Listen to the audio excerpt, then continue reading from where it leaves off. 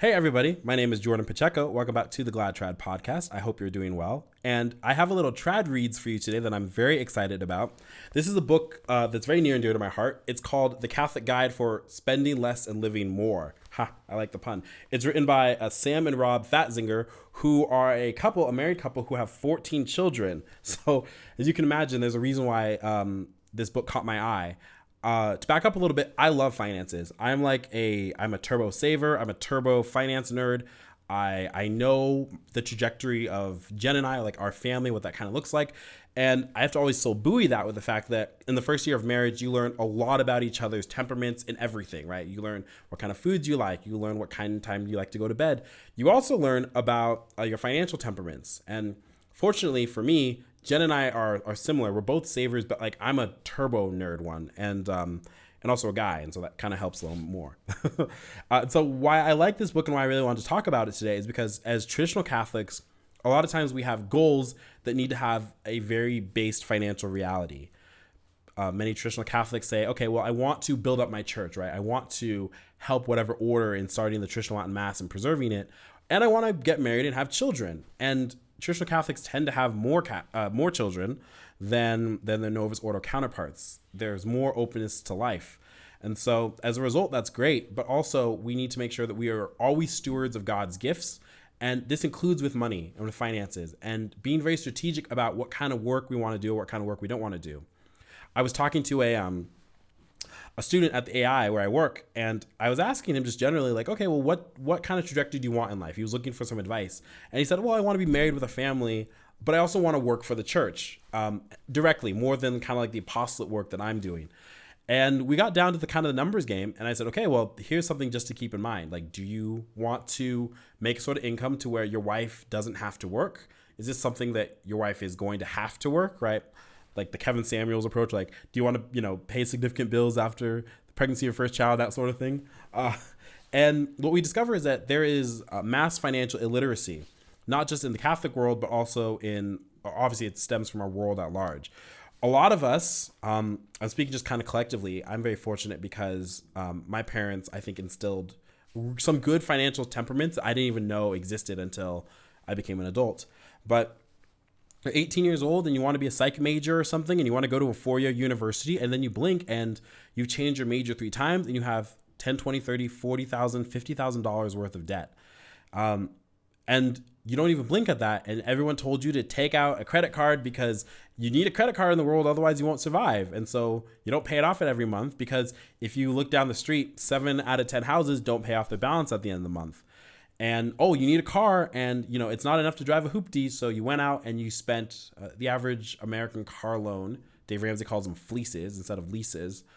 The average one is $500. Whew, that's a lot of money. I mean, that's $6,000 a year, not including that you have to do full insurance. And so we sit back, working class, middle class folk, and we wonder, even the uppers, and we wonder, wow, where did all of my money go? And so this book is a great center, and also it's very Christ-centric, obviously. It's a Catholic approach to finances. So Sam and Rob Fatzinger have a lot of really good tips and tricks. I wanted to bring some from the book, as well as stuff that I've experienced that might help you. But before I do, I just wanted to read this Bible quote that they put in the book. This comes from Jeremiah 29, verse 11, and it goes, "For I know well the plans that I have in mind for you, oracle of the Lord, plans for your welfare and not for woe, so as to give you a future of hope." We have to do everything with the trust and love of the Lord. We have to do everything in fear of the Lord and reverence. And we also have to accept, what is God's will for me? Sometimes what we want is different than what God knows we need for our own lives, right? So, it's 7 months into my marriage, and I've learned so many things about my wife, and she's learned so many things about me. And there are just certain ideas that I had, trajectories, you name it, that are different. And I'm realizing, as a husband especially, like, that's what God's will for us is. And it's wonderful and it's good. And that's what God's will for me is, And one thing that's very important is this. Most fights in marriage, they happen for a lot of different reasons. But the greatest reasons for divorce, one of them that comes down to is money. Money is an impossible topic to talk about, right? When we were little, we learned never to talk about politics or religion or money. And then when we became adults, we don't know how to talk about these things. And so There are people who get married and they discover that their spouse has a different financial temperament and they don't know how to manage that. Do I keep my accounts separate? How do we talk about debt? What's our philosophies here? And so this book is great because it leads from husband and wife down to the children. So I want to just read, there's a couple more excerpts, but it's like, why should we be financial stewards? I think would be probably the top reason. Like, why plan our goals? And the answer is because there are short-term and long-term things that as a couple especially, and even as single people, but as a married couple, you should be doing this. This will determine if you're able to retire at a decent age and live your life. This will determine if you're able to be charitable or more charitable than you want to. Dave Ramsey, and I'm a huge fan, and so are the Fatzingers, they talk a lot about The Total Money Makeover, which is Dave Ramsey's main book.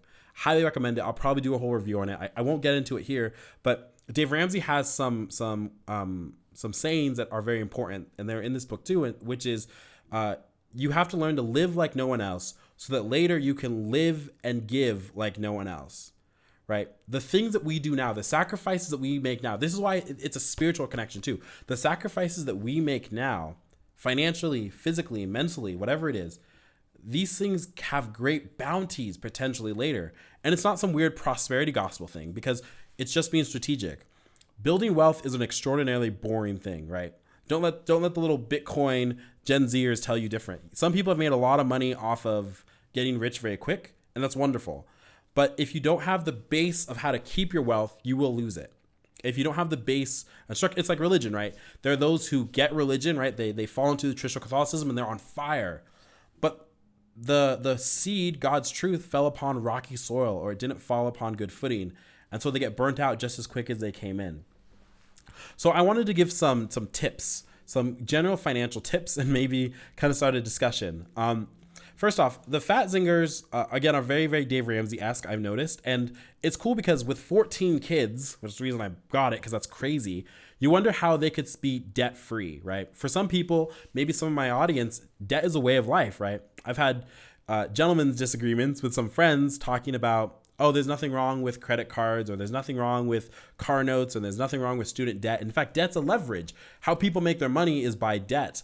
But I believe in net worth. That was one of the most important things I took from my finances class. And even when I was dirt poor in Los Angeles, I would always say, I don't have much, but what I have is mine. No man can lay claim to my computer. No man can lay claim to at the time, my 98 Toyota Corolla sitting in the driveway. It's learning just to sacrifice a little bit. So Jen and I, we own our cars, but we have an '07 Outlander and an '06 Honda Civic. So they're good cars, they're good for maintenance, but they're not the flashiest things ever. And one tip that I've learned just in my first year of marriage especially is that if you as a husband learn to work on your cars, you will save your family thousands of dollars in the long run. Let me tell you something. Brakes are a scam. Brakes are so easy to change. And yet if you go to Brakes Plus, get the premium pads, not including the rotors, $200, $300, $400 for a brake job. When you could spend $120 if you want like top quality, you really only need to spend like $100, let's say. Change your brake, even less. Change your brake pads. You don't have to change your rotors, right? Good brake pads cost like 30, 40, $50, and you change them and it takes you an hour. Same with oil, right? $50 for an oil change in a typical place. Not including a coupon, Jordan. Haha. So no, it costs you $20 for materials on oil, and it's fun, and you get to learn. I love this is what I love about being a man and a husband, right? You get to learn how to really care for your family. And trust me, your wife appreciates a man who knows how to like change stuff, how to tinker with things. It's important. And it's great too, because you learn about each other's financial temperaments, you learn about each other's goals. And so as a result, like Jen and I, we just got back from a vacation in Cancun, and that was partly possible because we saved. We didn't go out every single night. We didn't go to a lot of restaurants. We didn't go out to a lot of movies. A lot of our date night now as a couple is we'll just pull up a movie we like. I'm learning how to grill and how to cook really well. Jen already is an amazing cook. And we just cook food and just talk about our day, and we're just together. And it's wonderful because I think that those things, when children come, are going to be instilled down, and we're going to see that how important family time is. And also how mom and dad, they didn't have everything that they wanted, but God willing, like they worked for a house, right? We're renting right now, but one day we'll have a house. And they did that for us. And that's also why dad won't buy a box of Wheat Thins every single night. There's something that the Fatzingers did that I really liked. And that's that with 14 kids, varying the gamut, right? My dad's youngest of 12, so I get it. They have kids who are getting married. They have kids who are, still around the house. And so one of the tips that they talk about is for birthdays. You can imagine that going out to eat as a family when you have 16 people in total, their joke in the book is you have to essentially take out a second mortgage. So what they do is that they go out to eat kind of as a family unit twice a year. And I'm sure it's a big event and it's a huge, important family event. And how cool is it when restaurants become that prestigious, when they don't just become humdrum in the place to go, right?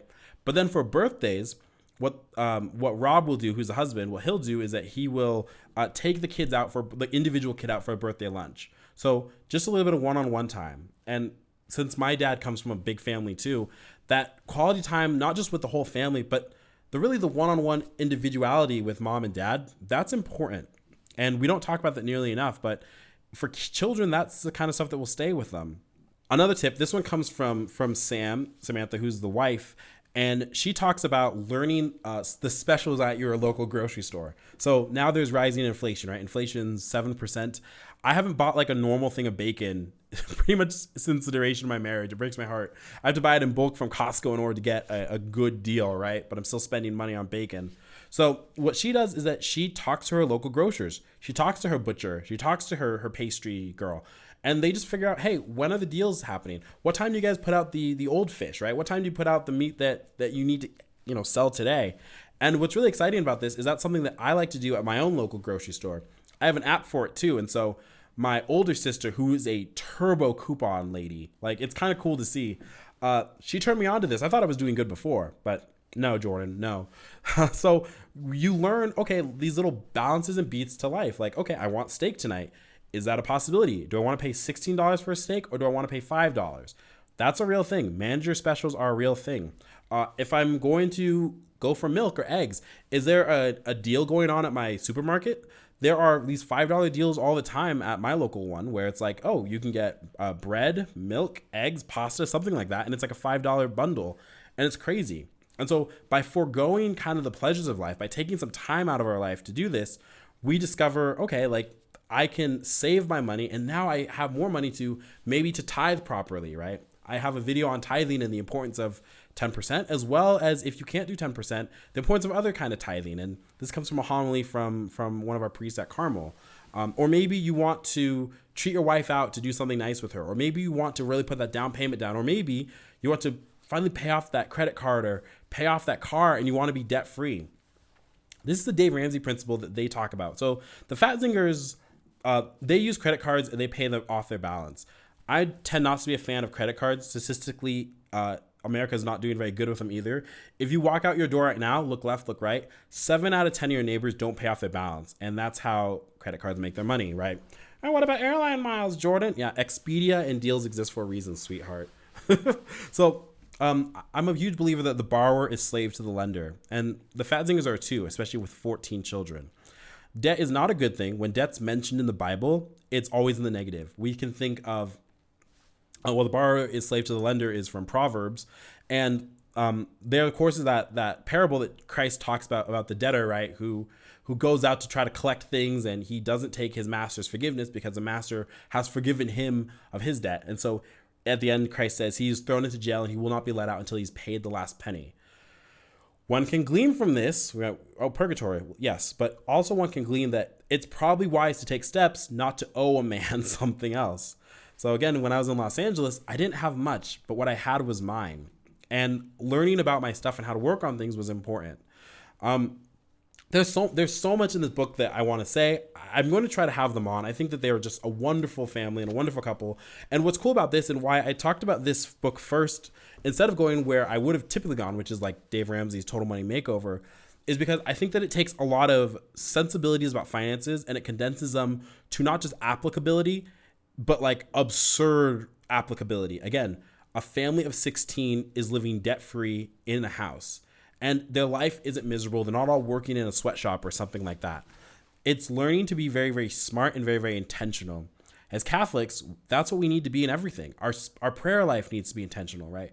Our work and the work that we do is intentional. The music that we need to listen to and the food and the entertainment that we put into our bodies and into our eyes, that needs to be intentional too.